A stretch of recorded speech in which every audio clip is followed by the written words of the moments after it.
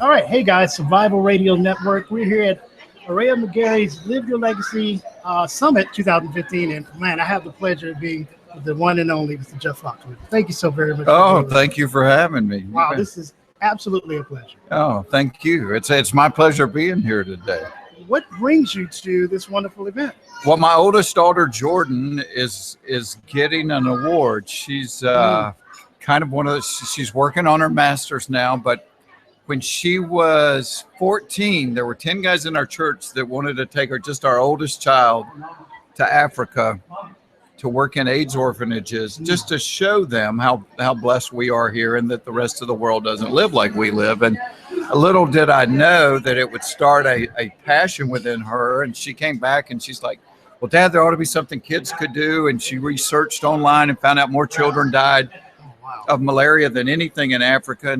And she found a place where she could buy treated malaria nets, mosquito nets to sleep under for $10. And she started doing car washes and cupcake sales and getting local restaurants and started a website for it. And as it grew, she partnered with Compassion International and spent like her spring break going to Uganda and giving out nets. And I think this past year they reached $5 million in malaria and sales for these malaria nets. So wow, that is huge. And I told her, I said, you know, if you take out of $5 million, how many malaria nets that are that 3 children are sleeping on. I said, this little one small step has saved hundreds of thousands of people's lives.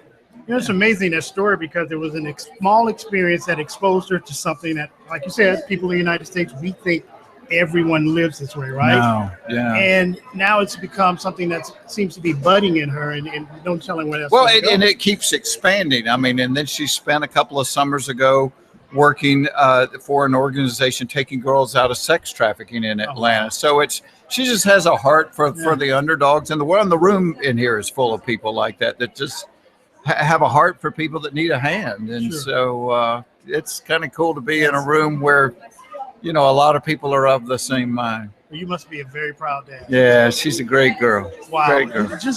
We're talking about living your legacy, and I've followed your career for a while. And you built yourself a legacy, and talk about coming from not necessarily rich backgrounds. No, right? I grew up in Hapeville, Georgia, on the wrong side of the tracks in Hapeville. We had a dirt yard. Nothing in my life prepared me to be successful. But yeah, and it's funny the things you remember. I was probably about 10 years old and watching an interview with Richard Petty on TV, and they said, what's the most important thing you've learned? And he said, don't outgrow your raisins.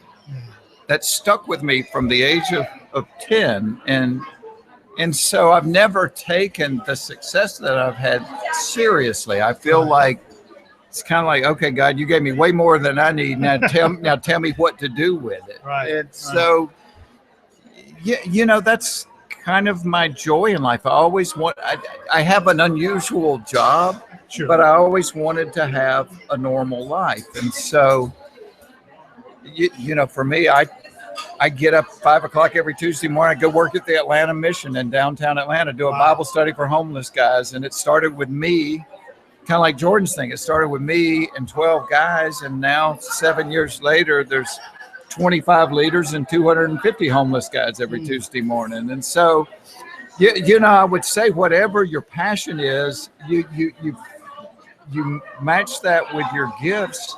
And you don't have to have all the answers. You just have to take one small step in faith, and it's kind of amazing the way things unfold, you know. Yeah, well, thank you so much for stopping by. And I'd be remiss if I didn't let you tell. Is there anything coming up on the horizon that perhaps the listeners can? I don't know. I just started a new tour with Larry the Cable Guy, and we have who we love. Larry's kind of like the state fair. After 5 minutes, you're going to feel better about your own family. So, and we started a new radio station on Sirius XM. Love it.